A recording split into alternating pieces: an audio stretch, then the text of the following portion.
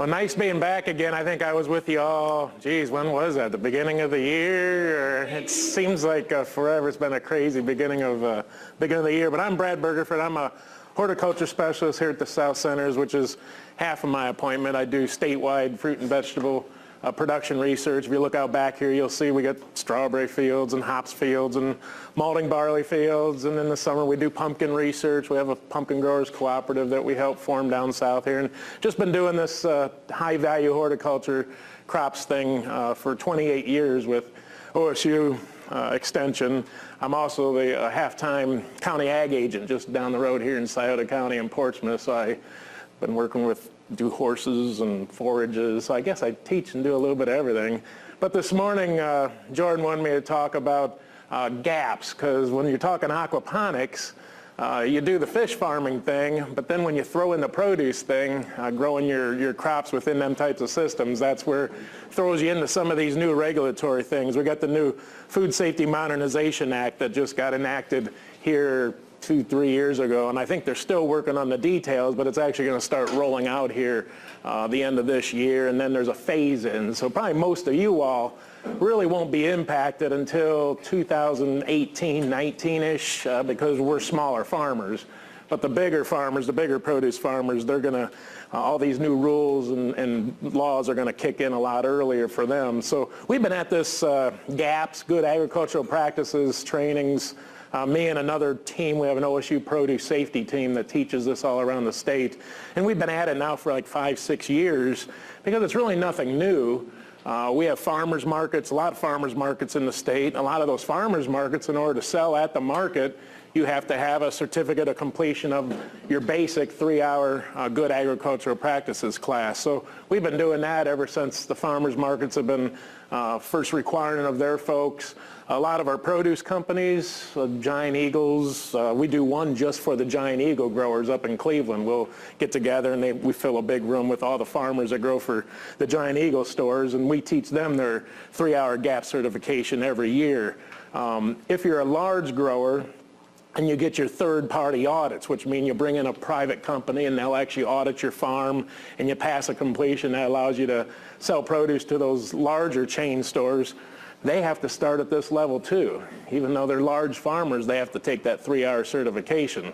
Today, you're not doing 3 hours. We're not going to talk 3 hours, but we're just going to talk about good agricultural practices that you probably need to be aware of. A lot of this stuff's basic common sense, but working with farmers over the last 28 years, I've seen a lot of folks forget this basic common sense stuff. I go into a farm to help them out with a crop problem, and I walk into their packing shed where they're packing cucumbers and tomatoes, and there's roosters roosting above the packing line. And when you have a rooster roosting in the rafters of the barn, what they're going to be doing on everything below, and right below that is their produce packing line and their wash line. So I think over the years we really have. I mean, I'm a farmer myself, and I've seen where we've had a few little things that maybe we could have been more up on top of, more cleanlier, more cleaner. So really this is a good thing. Over the last, we've heard a lot of reports over the last 10 years, none in Ohio. Now we've had recalls, we've had produce recalls, but we've never had no major issue. But there's one issue. It was a cantaloupe outbreak maybe 6 years ago now, 5 years ago. The Jensen brothers, just regular farmers just like us, a little bit bigger. They raised about 1,000 acres of cantaloupe out in Colorado, but still, they're just, they had families and that was their job, and they had mortgaged everything to keep farming. And they retrofitted a potato grading line because it was cheaper than buying a new melon packing line. But common sense, they didn't use it, because on the corners where the potatoes would come, potatoes don't get bruised, but the melons were getting bruised. So on the corners of this packing line, this grading line, they use carpeting just to keep the melons from getting bruised, which, yeah, that's, you'd think that would work. But what happens when you run a couple million cantaloupe coming right out of the field, coming out of a wash line, across carpeting for, weeks on end? It gets a little nasty. And salmonella is a big one with cantaloupe. That's what happened. All these pathogens started building up on it. So every melon that went across that, bumped into that carpeting, got infected, and people died. Major recall. Sad to say, I mean, those brothers are in prison. They've got multiple lawsuits. They'll be doing this the rest of their life. I mean, they've lost their farms, their families are gone. I mean, it's just a major disaster. So if we can teach everybody these basic good agricultural practices just to prevent an outbreak like that, I mean, we'd hate to have, you know, people go to prison and get sued and lose their farms over something basic that you put carpeting on your packing line, and that carpeting picked up the melons. So picked up the diseases that spread to the melons. So what we're going to do is just talk about some of the basic stuff. Again, it's real basic, common sense, but this is what hurt like those Jensen brothers out in Colorado. So really, what are good agricultural practices or gaps? Specific methods used in an agricultural setting that increase safety and wholesomeness of food. Again, common sense stuff that we can do as farmers that will help make sure our food supply going into the consumers is safe. I think we're the first line. A lot can happen after we deliver the product or even when the consumer takes the product home. Common sense would tell you again, but how many people take that melon home after we've done a good job of keeping it clean, and then they're cutting fish or meat or chicken on the same kitchen countertop and then go slice their melon with it or use the same knife.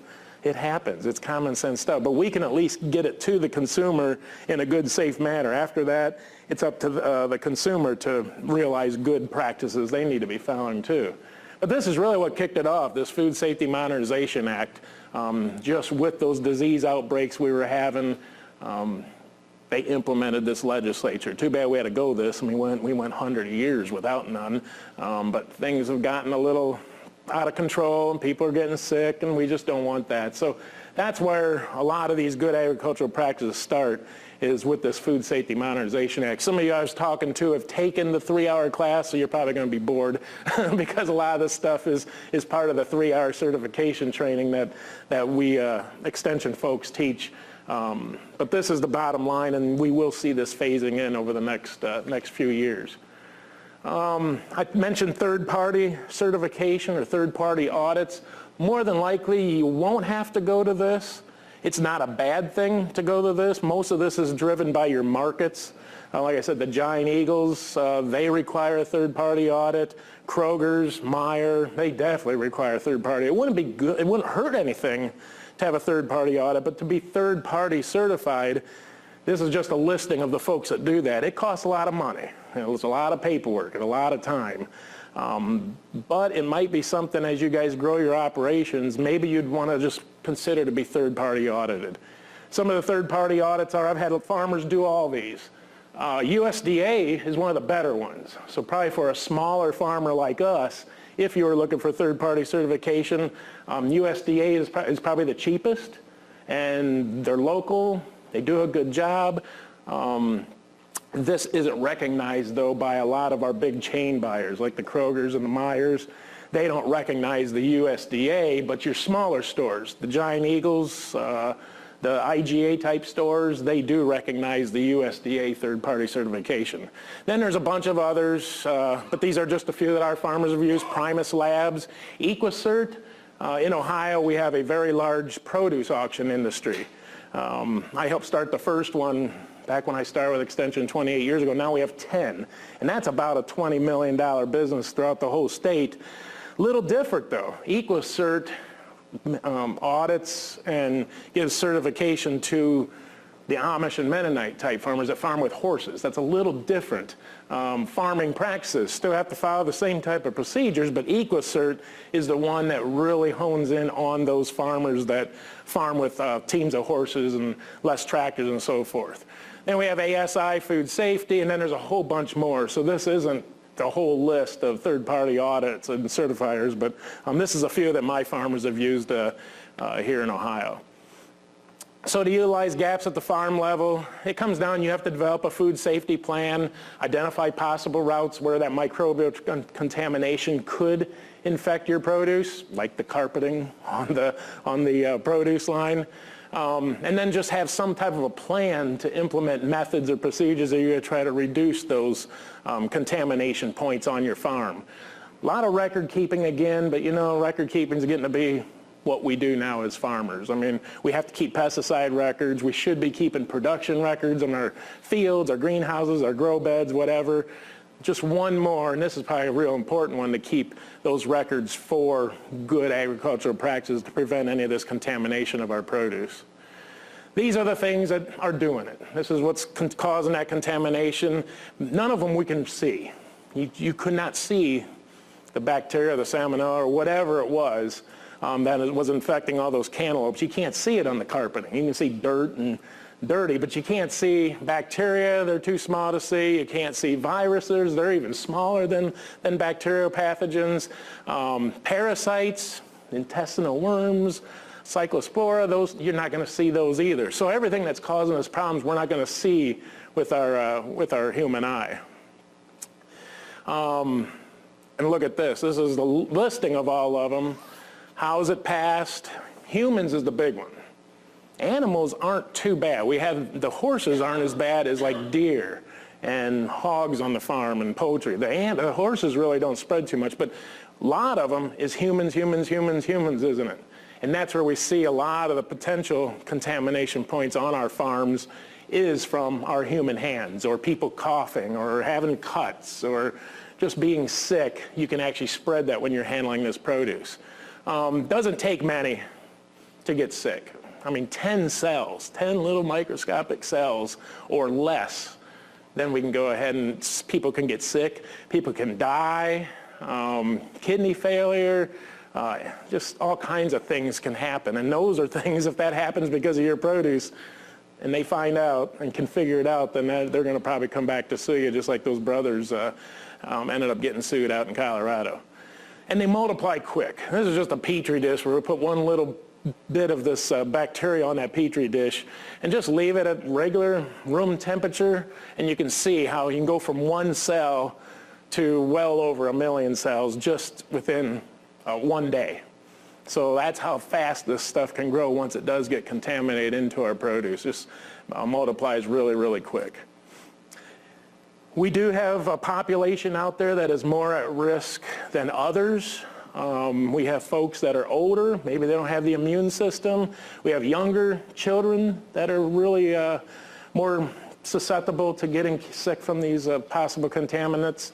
People that are going through cancer treatments, or ladies that are pregnant. There's all kinds of folks out there, but really I think more today than maybe when my grandpa and my great-grandpa, I'm from a produce family that's going back. You never heard of people getting sick that much. But back when great-grandpa was farming, people were gardening and they were out in the dirt. And today we have a lot of folks that just, they don't live in a dirty world like we did way back, 60, 70, 80 years ago. They're more, things are cleaner. And so I think maybe they're a little susceptible. I don't think there's no scientific evidence to back that up, but people get sick a lot quicker than they did back in great-grandpa's day. So we just got to be aware of these types of folks because they're going to be more susceptible to getting sick from our produce if it is contaminated. When we have a farm, we have lots of points of contamination where this contamination can begin. Our equipment, tools, buildings, the roosters roosting up in the rafters of the barn, deer. The wildlife are getting so bad, especially down here in these parts, that deer coming into the field and doing their business in our field, that can spread pathogens. Livestock, if we have hogs on the farm, you better locate those hogs somewhere where you're not going to get runoff, you're not going to get dust. If you have a poultry operation, most of the time we like to even have all those livestock operations separate from our produce operations, the hogs, the poultry, the cattle. You can mingle them. You can mingle those two types of operations, but you just got to be aware. My grandsons have hogs on my farm. Well, the hogs are in a barn way down at the bottom, low end of the farm. All my produce, my coolers, everything are up at the high end of the farm. So the hogs are way down. Nobody walks into the hog barn and then goes into the coolers with their same rubber boots on. The hogs are separate. They're down at the bottom. Everything else is up at the top. We use a lot of water in aquaponics. We use a lot of water. In a lot of our vegetable farming, we use a lot of water. We use water for irrigation. We use water for spraying. We use water for processing and handling the crops, cleaning them off, that water, whether it's surface water, whether it's well water, whatever, it could be a source of contamination. So we got to always be testing our water. What are we using for soil amendments? Are we using raw manures? Are we using compost? Are we using just regular fertilizer? If we're using raw manures, that is a very potential contaminant for our produce farm. Compost is good, much better, as long as it's properly composted. Somebody may be selling you compost, but has it been heated? Has it been turned? Has it had the length of time it needed to become real composted? Or is it maybe a little green? Maybe there's still some manure that hasn't been fully composted in there. And if we use that, uncomposted compost that's not properly composted, can also be a source of contamination. Sometimes it's not even us. You know, we can be irrigating out of a creek or a river. What's all those folks upstream? What are they putting into that water? And then we go and use that water to spray or to irrigate or to whatever we're using it for. That can be a route of contamination. Even drainage runoff. Here in Ohio, we got all these big dairies, these big poultry operations. What if we locate our aquaponics farm or our produce farm, and there's in an area that we can get some runoff coming from those farms? Under big rain events or something. So lots of different ways that we can get contamination on our farm. So that's one reason we as farmers, we have more points of contamination to worry about than say a consumer or even a produce manager at a grocery store. The big one though that we can really control is just the humans, our hands. Keeping clean, using gloves, just common sense stuff again, but sometimes we forget that. Like I mentioned, the water is what we have to be aware of the water we're using during the growing activities. For us, it'd be our aquaponics setup. Make sure that water's in good shape. And then it's also the water that we'd be using if we go in and process. Clean that lettuce or run those cucumbers through a packing line. Or in the produce industry, we use big dump tanks. We'll go and pick tomatoes or peppers in big bins, and then we bring them in on a forklift and we dump the bin into a big dump tank full of water, and then that is the initial cleaning process for our produce. So the water we're using for production, the water we're using for post-harvest handling, we need to be aware of what's in that water. What is this?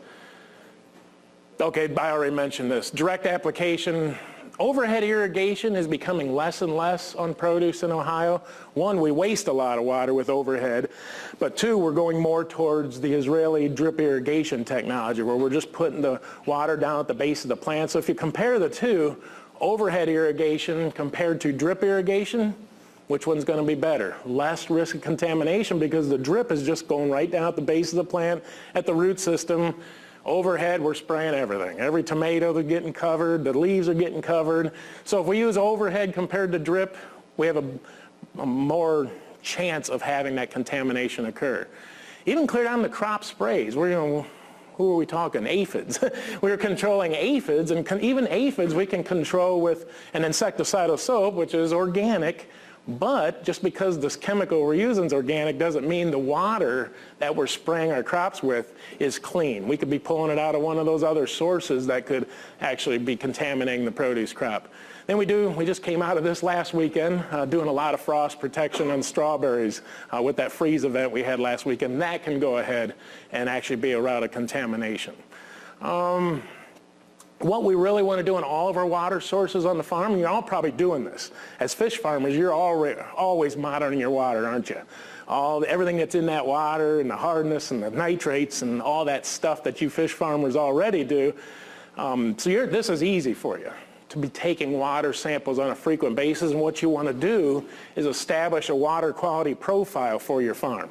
If you have two water sources, one for the irrigation and field work and one for the post-harvest handling, then you'd want to test both of those water sources. But if you can have a track record, usually we're right up in here, but then all of a sudden you see the E. coli numbers spike, there's something wrong there. We need to be aware of that. And the only way you'll know if your numbers are out is if you have a track record of your sampling over the years. That spike of E. coli, I don't know, maybe a dead animal got into the well, fell down in the well or something. That's causing that E. coli spike. Maybe there's, dead animals in the pond water. You don't know until you actually do that and contract those ratings of your water quality. Initials for? Which ones? STB. GM and STB. That when you get a water sampling done, this is what you're going to see in there. When you, do you guys do? Geometric mean. Yeah, the name of it is geometric mean, the mean of and then the statistical threshold value. But when you get your water sample, that's what it's going to come across. Coliform units, coliform bacterial units is what, and then generic E. coli. These are the two big ones for produce safety. We want to check for total coliform, and E. coli would be the ones that we want to test for. But this is where you're sort of going to be seeing some numbers when you get your water tested. Yeah, we go into this pretty depth on the big 3-hour one, but we're just going to mention it here for this real quick one. But yeah, that's a good question though. Anything else on that? But indirect application is probably our best if we're going to be using surface or groundwater during the growing activities, and that's usually in drip irrigation. Flood and furrow irrigation, that might be one used in some states, but we don't use a lot of flood, very little actually. I don't know of a single farmer anymore these days that uses flood and furrow irrigation. The Food Safety Modernization Act, you'll see this standards. They are establishing standards, and a lot of these standards are still being established. Even though this law is already in process, they don't have all the standards in place yet. So as we go through trainings and you actually maybe sit through the 3-hour class, you'll see what standards the feds have approved. We'll share those with you, and you get a binder that has all those. But a lot of them, we don't have them. One thing we do need to be really mindful, though, is of crops where maybe there isn't much processing being done, not being cooked, not being baked. So be very mindful of root crops. Even if you're using drip irrigation, root crops like carrots and radishes rutabagas and turnips, things that usually aren't cooked prior to eating, those, if that water was bad, even though we're using drip, could be contaminated. But again, we still advise test that water frequently.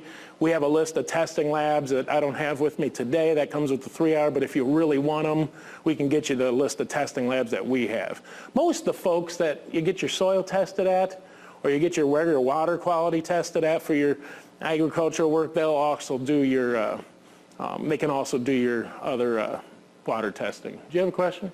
Yeah, with the root crops, how does that play in with, using raw manures and soil amendments like fish meal and stuff, or foliar sprays even on like lettuce? Yeah. Like how, because that's kind of a major part of organic.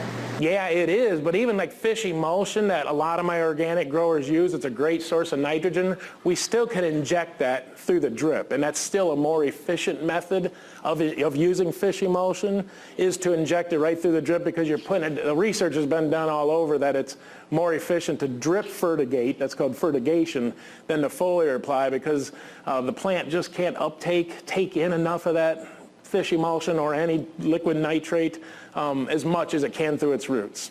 So even with root crops, do you have to have a withdrawal period? On the manure applications, definitely, yeah. Raw manure is 120 days from application to harvest. So if you're growing, like people who do like the raised beds and lasagna gardening and stuff like that, how can they grow root crops in there with fresh manure if it's only 21 days, 30 days to ration? You have to grow it on compost fine. compost is fine. Yeah, that raw manure, if they're going closer than that 120 days, they are setting themselves up for, I would never do that. No, 20 days raw manure from seeding to harvest. 120 days is standard. If you're an organic farmer in Ohio and you're certified organic, I do believe it's 100. I think I have it in here. 120 days is what an organic farmer, to be certified, you can apply raw manure up to 120 days to harvest. So usually if you can get you know, even on early season produce crops like radishes, you'll get in 30 days or 28. You know, if you're applying that manure in November and you're going to harvest in May, you still got plenty of time. Even a December raw manure application would be fine. But yeah, a person, that's again a common sense thing. I've always, my grandpa and my great-grandpa never applied manure that close to harvest on vegetables. I see your point, though. You just got to use, compost is fine, though, as long as it's properly composted. Just wondering, like, what the standard will be for... You know what most of the standards they're using?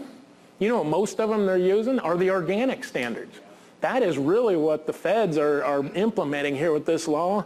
And again, we don't have them in this one. That's in the big 3-hour one. But every standard that they've put on, if you're an organic farmer and you're following your organic standards, you're good to go on this one because they're using a lot of the already made organic standards for this law. But if compost is fine to apply throughout Yes. the growing process, when, like, what's the rule from when it's raw versus compost? Like, how are they going to... They have those too, and it comes down to record keeping. You have to monitor the temperature of your compost. It's what most of the compost folks are already doing. So if you're buying compost, you would want to request, how long was this heated up? What was the length of time between your turns? What composting method did you use? That's all standard. OSU, a lot of universities have those standards already for good compost. Doing it yourself, though, like say when I push out my barn, and what I don't throw out on my... I can give you step by step for you to have proper compost. Yep, I can get you that. I can bring it up after we're done here, or yeah, just email me and I can get you there. We have a really good composting unit up at our OARDC up at Worcester, our research farm up there. They have a big composting research facility, and they've established awesome step-by-step. Here's what you have to do to have real compost so it doesn't have any contaminants in it. So yeah, I can give you a nice manual or fact sheet that spells that out. Yep, you got her now? Okay, cool. Where are we at here? Okay, when you do your testing, no detectable E. coli can be found in any of that water that we're using for during and after harvest activities using that water. Washing the hands, washing the food contact surfaces, applying water to produce during and after harvest, when irrigating sprouts, untreated surface water, that's all prohibited. We can't have any E. coli in any of this post-harvest type of activities. Sanitizers are good, and again, we have a whole section just on the use of sanitizers. Sanitizers are just like chemicals we use on produce. You have to read the label. If it's not listed on the label that can be used for produce, like regular Clorox. Regular Clorox, my wife puts in our whites, cannot be used on produce. There is a special type of Clorox that's used for food products. So when it comes down to sanitizers and all those chlorinating type products, just read the label, but we do encourage the use of sanitizers throughout that post-harvest and activities. Just prevent cross-contamination that can occur through the water. Make sure the stuff that is sanitized is not commingling or mixing with water that possibly is not sanitized. If we do use recycled water, but this is getting to be less than, yeah, this used to be a big thing in the produce industry. We had a big bulk dump tank we were dumping peppers in. The water went all the way to the end of the line and become recirculating right on back to the dump tank. Getting a little less and less of that these days just because of this. But if you do use that recycling water in your post-harvest activities, you must include a sanitizing unit within that system somewhere. Just like with everything, if we use these sanitizers, how effective they are depends on water pH, water temperature, turbidity, water hardness. So after you run through 1 million cantaloupe, you think that sanitizer is going to still be working as good as it was on cantaloupe number 1? No, you have to monitor all this stuff because as it gets dirtier, that sanitizers are going to keep getting less and less effective. So there's going to be a point where, usually it's on the label, where that water that sanitizer is being put into needs to be in order to be most effective for us. Let's see. Infiltration, I was talking how we dump those peppers or those tomatoes into that big bulk tank, that dump tank. we could get some contamination there. That water in that big dump tank should be within 10 degrees Fahrenheit of the produce coming out of the field. So think about those tomatoes. They're going to be pretty warm coming out of that field, aren't they? Or those peppers. So that water needs to be within 10 degrees of that produce, because when you put that fruit in there, that, if the water is not warmer than the produce coming out of the field, the water infiltrates into that produce, the tomato, the pepper. Have you ever dumped a pepper into a big tank and you hear the water in there? A lot of times that's why it happens. I don't know if I got pulpy fruits like tomatoes. It comes in through the stem end. Cantaloupe will be the same thing. No, I don't have a picture. But we actually did a test. Folks on our team did a test where they actually put the tomato into the water that was had some dye in it, and then we cut that tomato cross section of it, and you could see where that water infiltrated into that tomato fruit. So that's a good example. If that water was contaminated, then it gets infiltrated into that fruit, then that contamination can occur. So again, it's all these little points that we need to be aware of. Here's some of the rules and the standards already. So getting back to what you were asking, raw manure intervals, organic farmers already have to incorporate 120 days before harvest when an edible portion is likely to come in contact with the manure. The FDA hasn't come up with that standard yet. More than likely it's going to follow the national organic standards, but right now they're still working with trying to work those out. But more than likely, they're going to do the organic standards. When the edible portion is not likely to contact the manure, that'd be something like sweet corn maybe that's way high, or steak tomatoes are sort of iffy. You know, steak tomatoes, if they do get up to 4 or 5 foot tall on them steaks, your fruit could be up there, but then there's a lot of that first fruit set that's down below that could get splashing on it. But if you got a plant that's the produce harvestable portion is not likely than 90 days before harvest. So again, you're still looking at 3 months till harvest when you can incorporate that manure. Here it gets back to compost intervals then. How do you know when the compost is? National Organic Program does not specify a pre-harvest interval for applying compost to fruits and vegetables. But right now the FDA says if it's applied in a manner that minimizes potential for contact with the produce during and after application, then we're good. But it has to be properly compost. And this is part of GAPS, is having a book, a record book with your compost sheets in there, whether it's you making the compost or your company making the compost you're buying it from. But those sheets have to be in there to prove if there ever was an issue, yes, the compost that I use was properly composted. Remember about storage. You could do a bang-up job, or your compost supplier could do a bang-up job of making good, proper compost. Then you get these big, they come in big socks, great big bags on skids is what the compost comes in a lot of times, or it comes in a wagon, truckload. All right, you're hurrying, getting home. Rains are coming. You want to get the compost in the barn, so you back it up in the barn. Well, what's roosting above in the rafters in the barn? You just did that good compost, and then there's birds or pigeons. I have one barn. I don't keep any of my stuff in there, or just tractors and stuff, but I can't keep the darn pigeons out of there. And you know, pigeons flying around a barn, what they're going to do? What if I back that load of compost in there and then the pigeons were in there flying around? Or if you have chickens and they're up there. You can do everything right and then forget, and then your compost, that good compost, can become infected. We do need to consider a distance from our compost site or compost storage. We want to keep manure 400 feet from any produce fields. If you got, big pits or lagoons or manure pile or something like that, and 400 feet from produce fields and handling sites, 200 feet from wellheads, common sense again, but a lot of folks don't think of that. And then this is that slope thing, a safe distance from where maybe that surface water could slope down. That's why my grandson's hogs are at the bottom of the farm, because if I had it at the high end of the farm, if we did get a big gully washer, who knows where that hog manure and stuff could flow down to the bottom of the fields. If we're doing compost, we want to keep the compost 30 feet from fields and handling sites, 80 feet from water sources. In our composting facilities, Well, we're going to have raw manure in there sometime, so we want to treat those areas just like fresh manure would be. All right, getting to the end here, probably the most important, really. All this other stuff has really been common sense up to this point, right? This is common sense again, but this is where a lot of the contamination can occur. Produce, everything's handled by hands.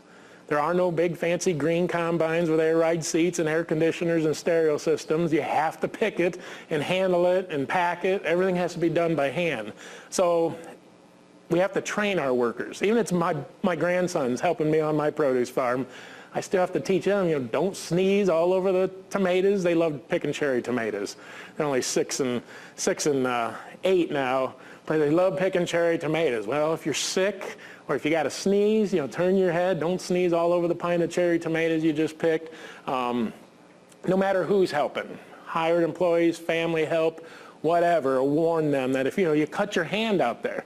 We use big machetes, big knives, harvest knives to cut broccoli and cabbage and cauliflower. It's easy to catch a finger. And you want to get that cabbage cut or that cauliflower cut, but you probably ought to get out of the field if you're starting to bleed a little bit, if you happen to cut yourself. A lot of people won't. They just want to keep on working because the more they work, the more money they make. Especially if we're hiring a lot of our help and paying them piece rate, they just keep on working even if they're hurt. But we want to tell them, if you are sick, if you are hurt, get out of the field, get yourself fixed back up. Even our volunteers, big community gardens, CSAs in the city. A lot of those are based. A CSA is community support agriculture, where people buy shares in a farm for return of produce. Some CSAs are set up that those CSA members will actually come in and harvest the produce or work the fields. Even those CSA volunteers need to be trained on this because they're harvesting the produce just like everybody else. Even, we'd hate for somebody to get sick that way. So it starts with clean hands. There's where a guy or a girl, I don't know who this was, just put dirty hands in that Petri dish. You can see right where her fingers were. That's where there was bacteria on those on the fingers there, and that was an unwashed hand. You probably all know this again. The easiest way to prevent contamination with our hands is just washing your hands for that 20 seconds with soap and water. What is it? Singing Happy Birthday or the Pledge of Allegiance or something like that. There's something you can sing to yourself that gets you the proper amount of time to do the scrubbing. Do you have a question?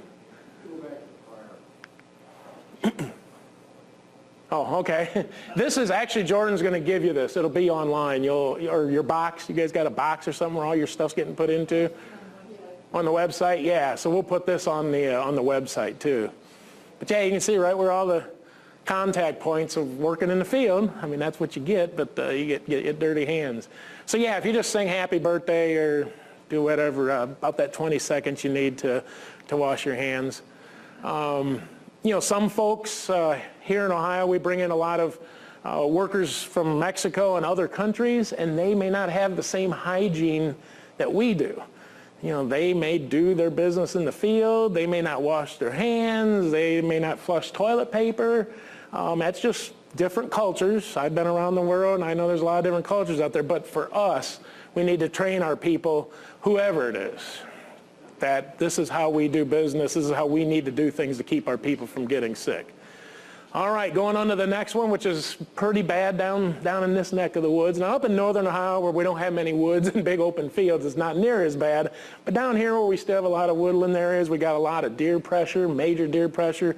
They could cause some problems for us. So we'll just go over that real quick.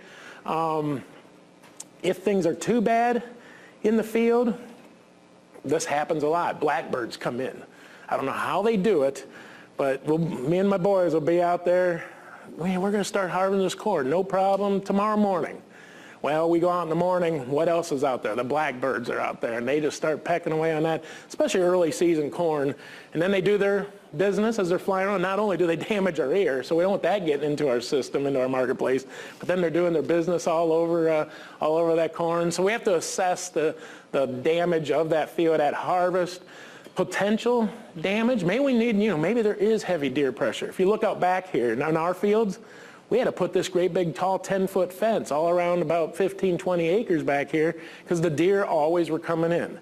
So to protect our produce and our horticulture research, we had to put up a fence. Maybe if you have a farm where even on a greenhouse, we had deer come into these greenhouses. We had big strawberries growing in them. Came into a warm weekend like this, I think it was right around now. We rolled the sides up when we went home on Friday afternoon, came back Monday morning, and that was before we put in the big deer fence. You could tell it was a mama and a baby because there was big deer prints and there was little tiny deer prints. They walked in, and that side of that greenhouse, when you roll it up, it's only about 4 foot tall. They got into that greenhouse and totally ate all my strawberries. Every plant, every fruit, everything. So just because we're doing maybe aquaponics in a greenhouse doesn't mean they're not going to get in there and still cause you damage. So now we have to put netting along the sides of even our greenhouses to prevent the wildlife from coming in. There's lots of ways, other ways you can do it besides fencing. Noise deterrence works sorta. We use propane cannons, our sweet corn. Our neighbors don't like it too much because we got to start the cannons before daybreak, and you got to keep them going till almost dusk. But if you start them too late and the birds are in there, they won't even phase them. If the birds have already started working that sweet corn, then you turn it on. Like sometimes my boys are in charge of that when they were younger, and they'd sleep in a little bit and not get out there till 9 o'clock or 8:30. Birds are already in there. You could fire all the propane cannons you wanted to, and it didn't keep the birds out. But there's a lot, and this netting on packing sheds, that's probably the most important thing. You know, if you have rafters like this, just put the aluminum sheeting up there to keep the birds from roosting, or put the netting up in the corners of the barn for they don't want to roost up in there. Anything you can do to prevent that wildlife from getting in there. Domestic animals, we talked about manure management already. No cats and dogs. Again, you'd think it's common sense, but do you know how many packing sheds I've been in where I've been petting kitties and dogs that were right in there in that packing shed next to me? No dogs or cats in the packing shed. Follow proper rodent control. You know, putting the bait stations out and making sure you sticky traps inside, bait stations outside the packing shed. Animal intrusion in the fields, if it's happening. You know, if the cattle get in there, neighbors' cattle get out, and they get in your tomato patch, you know, and they do their business and tear it up, you have to assess it. You know, you may be able to block out some of the areas that the cattle really were bad and try to harvest from the areas that the cattle didn't enter, but you have to assess that and do corrective action when the animals do get into the field some way. I was talking about horses. Really, the research has shown they really don't carry too many of these. The only time E. coli was found in horse manure was when it was cohabiting, living together with a ruminant animal. Another, you know, cattle, I don't know what it was, cattle or something like that. But that was the only time in all the research that they've done that they actually found. But still, we want to do some things if we're farming with horses. Not have the horses in the growing crop. You know, we'll cultivate with horses, we'll spray with horses, but don't have them within 7 days of harvest in the crop rows. They're good to use for harvest, to pull the wagons through the field and so forth, but we want to use them on driveways. That's why if you look at a lot of our produce farms, we have driveways, whether it's for tractors or horses. Put them on those driveways, just limit the horses to those driveways. Minimum 10 feet wide, seeded with grass if we can, and then if we're using plastic mulch in between. Somebody needs to be running the horses, somebody needs to be picking produce. We don't want two. We don't want one boy jumping up, moving the team up, and then jumping off and picking cantaloupe. Just one person runs the team, one crew is taking care of handling the produce. And then you have to have a policy written how you're going to dispose of that manure if that horse does its business while you're out harvesting cantaloupe. Who's going to clean it up? How's it going to be disposed of? Who's all in charge of that? So, but there's those cases again that studies show that horses rarely carry the E. coli, except for that horse that was housed with other ruminant animals in the same barn. All right, getting to the end. I think food might be coming, or it's here already. The last thing, you know, we've done a good job up to this point, right?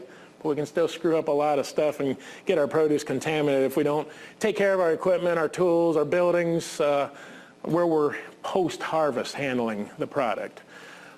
Basically, it comes down to good, clean, sanitary conditions for everything.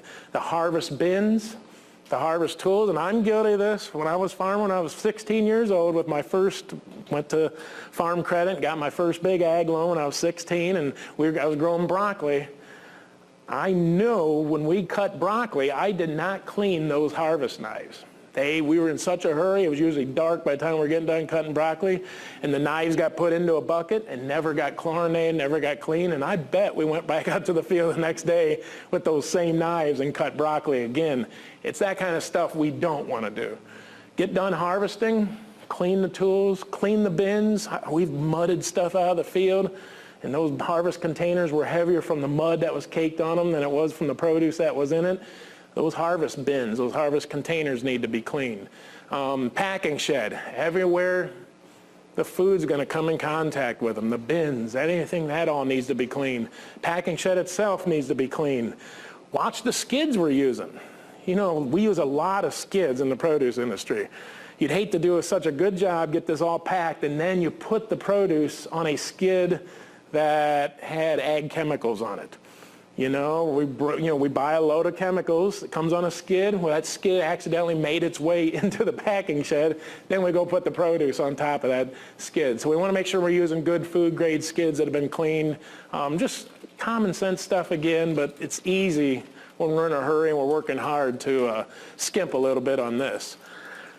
Know the difference between cleaning and sanitizing. Cleaning, stand there with a hose, squirting the mud off those heavy containers we had. Sanitizing is where we cleaned and then we went and sanitized. You can't sanitize if you haven't cleaned. That mud on those harvest containers I had, if I went to sanitize them, it wouldn't work because that sanitizer will be tied up with the mud and so forth. So we have to clean first, get all foreign material off of our knives, off of our buckets, whatever. And then we come in and sanitize, add that disinfecting chemical. And there's Omri ones approved. If you are an organic farmer, there's sanitizers that are approved for organics as well. But just you cannot sanitize a dirty surface. That's, again, common sense, but I've seen a lot of this already. 4-step process: pre-rinse, wash, rinse, sanitize. If you follow that pretty good, and you may have to do it. Those muddy containers, if we're mudding out zucchini squash or pickles, you may have to do the top 3 a couple other times just to get all that mud off of those containers. Always follow the sanitizer label. The last thing really then, once we've done everything right, is tracking the produce. Anybody that buys our produce, whether it's at a farmer's market, whether it's at a produce auction, whether it's at Giant Eagle, Kroger's, there needs to be a recall process, and that's our job. If somebody comes, and we went through this once. I don't know if you all remember 3 or 4 years ago, there was some bad cantaloupe that got into the market system out of Indiana. Hit the news. We have the Bainbridge produce auction right over here in Bainbridge, and there was some wacky person heard on this on the news and thought they were going to, I don't know, get rich quick or something. But they went ahead and reported, it was a buyer in Kentucky, reported that somebody had gotten sick on cantaloupe at the Bainbridge produce auction. So that put them into it wasn't a mock recall, but it really was. It's good to be able to do a mock recall. How do we figure out what cantaloupe it was, whose it was, when it was picked, how did it get processed and handled? This is the traceability that we need to be able to do. It come out in that Bainbridge thing, it wasn't even cantaloupe from Bainbridge. It was something he bought from a produce distributor or something, plus nobody ever got sick. But you never know when somebody's going to go start the process, go to the health department and say, hey, I just got sick from this cantaloupe, and then that kicks it in action. And who was the first guy that the health department called was me, because I helped start that up, helped work with those farmers on the produce auctions, and then I had to go and start this mock recall process, but it worked fine. Most produce auctions already have produce labeled, so that's the number one. Where did the produce come from? This would be a label we would use, OARDC farm, the day it was harvested or packed. And then these are some codes that you would use to identify the field, identify the crop, the variety, the location. Those are codes you come up with, and we can give you some suggestions of some sample codes. But here's another one. This is one of my farmers up in northern Ohio. That's what they use. They have a barcode. They can scan that thing with your cell phone, and it'll pop up. Who harvested it, what field it came from, what day, when it was processed. The big third-party audited guys and girls have a larger traceability. We did have to do this, though. One of my northern farmers up at Celeryville had some cilantro. that was detected had something in it. Small amounts, but it had to be recalled. So they ended up using this type of traceability to recall those. You got to be able to track it one step forward, the date, the number of cases, who those cases went to, and one step back. Date harvested, what field, who's the worker that was working that field, who picked the produce. It's our job to be able to track that, trace it one step forward, one step back. We already have a map of our farm anyway. I mean, we should already, even if it's just a greenhouse or ponds or what have you, we already should have this to track the activity we've done in there, whether we've sprayed chemicals or had crop rotations, what have you. So basically I tell my farmers, use the same map that you're using for your pesticide record keeping and just go ahead and use it for, use the same field numbers to track and trace the produce where it's coming from. Label the fields, name or code, whatever makes sense to you. Here we're using ABC, 3 fields. This is just another example. Crop number he's using for apples 01. Honeycrisp variety is 5, Golden Delicious is 4. Field where it was grown, field A, Apple Orchard A. Same thing with blueberries, code is 2 on that little sticker. Aurora variety is 1, Blu-ray is 2, Blueberry Patch, field B. C, strawberries, they had them 09 is the crop number. Diamante is the varietal name. Strawberry Patch, field C. So just something, you can do whatever you want. I suggest using the same field maps that you're using for pesticides and everything else. And you'll just have a sheet that looks like this. When you take the full 3-hour class, even if you wanted it, I can get you a copy of this. If you want to start doing this without taking the 3-hour, I'll just give you the one that we have as a sample, but this will just give you one sample, a template you can use for your own farm that gives you the basic information you need. So if anybody wants that, just email me or tell Jordan and we can get you a copy of that. Sales records, even if you go into farmers markets, this is just an example. On July 21st, went to the Worcester Farmers Market, the location. This is the produce they took with all their codes on there. And this is the stuff that they brought back home. No sales on those. If we're doing wholesale or doing auctions, everything will sell. But if we go to farmers markets, sometimes you bring stuff home with you. Here's where they took it to a produce auction. Here's what they took. Nothing available because at a produce auction, everything sells. Nothing comes back home. So that's just to say the one step forward sales records that we suggest you take. And I already talked about the mock recall. Just what do we do if somebody goes and blames us that they got sick and calls the health department or whatever. So just be able to prove this documentation to keep yourself and your farm out of hot water. What do I have here? Okay, basically when you're developing a food safety plan, it's just what works for you, what works for your farm. We can give you the templates to do the record keeping, but then you just modify those templates because not everybody's farm's different. Everybody's going to have something different. Don't make things harder. Don't collect more data. Don't do more record keeping than you have to. Make it as easy as possible and make that plan fit well for you. That is going to be easy to do. Do you want to do a hard copy and write it in? Do you want to do it on your cell phone? Do you want to do it on a computer?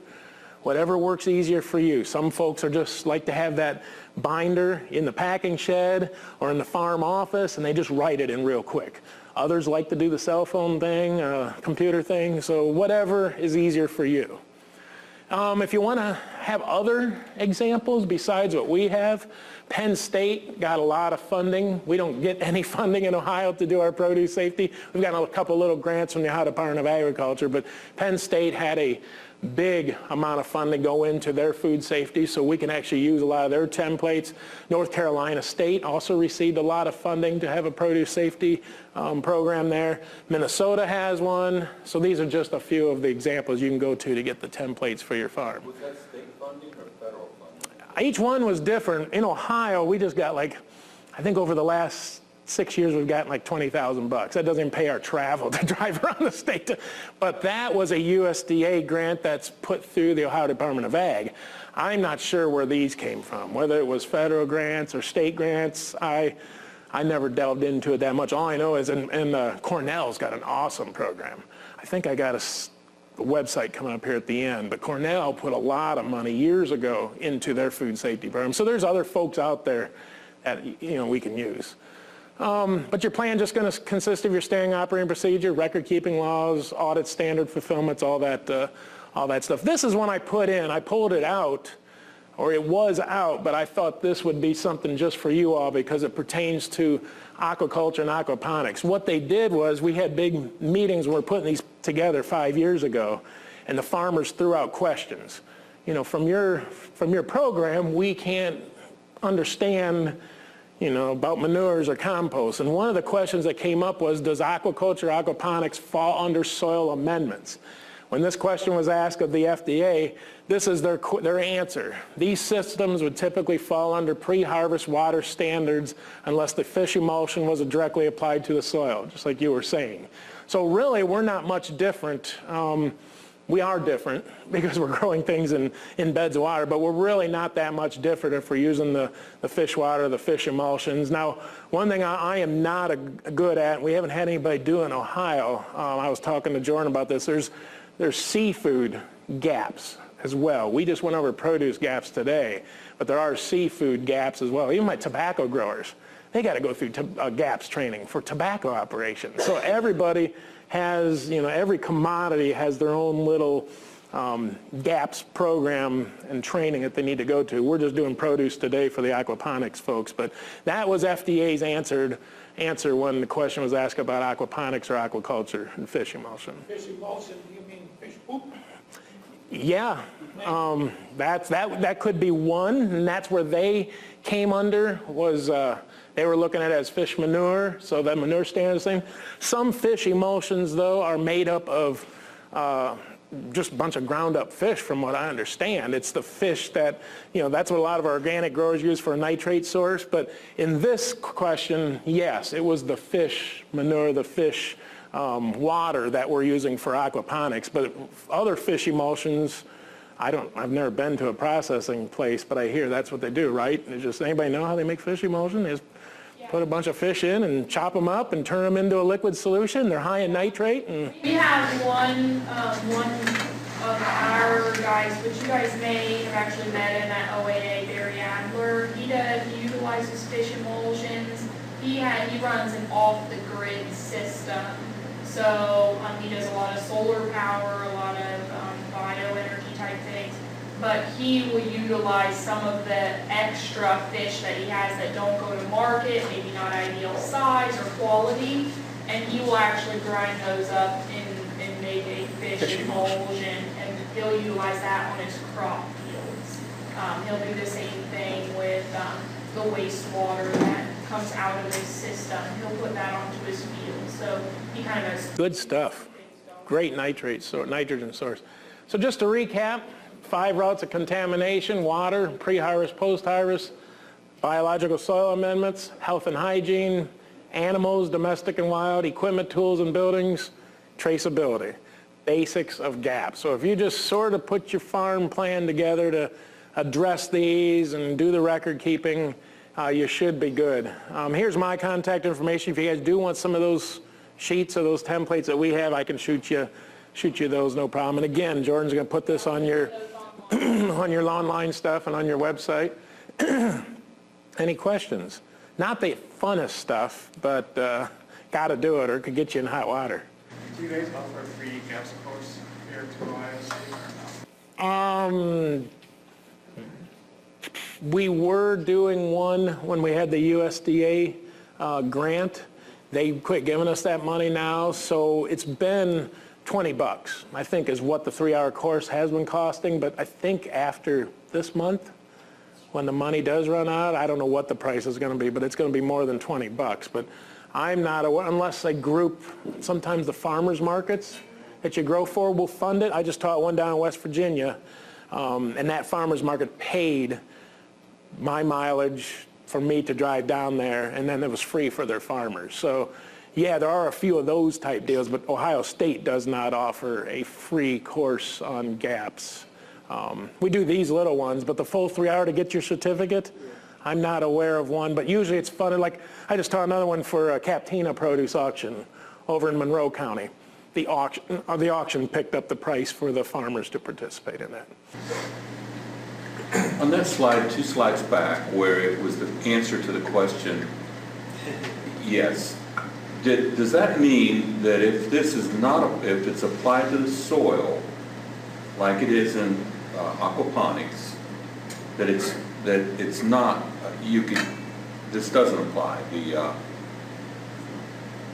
It doesn't fall under pre-harvest water standards, is that correct? Correct, that's how I take it too as. Okay. Yep, that's how I take the answer as well. Okay. Now, once you would use that fish, and we would never do this, but say we would want to take that same water and start spraying it on the lettuce crops for cooling or for something, I don't know why we would, then that's something different because we're actually spraying it on the crop. But in this case, it's being used as in the water as a soil amendment or whatever, and as long as it falls under that same soil amendment category and we're doing it fine, then we're okay. But once we start spraying it on the crop, then we're going to have some issues. This also assumes that you aren't going to screw up when you're harvesting. You're not going to drop the lettuce in the bed or something, right? And that's start part of the post-harvest handling thing again. Okay. Yeah. Hey, Brad, you said that the Clorox, you can't use that, but there was another. And one of the guys who teaches us actually has the jug that is food grade Clorox.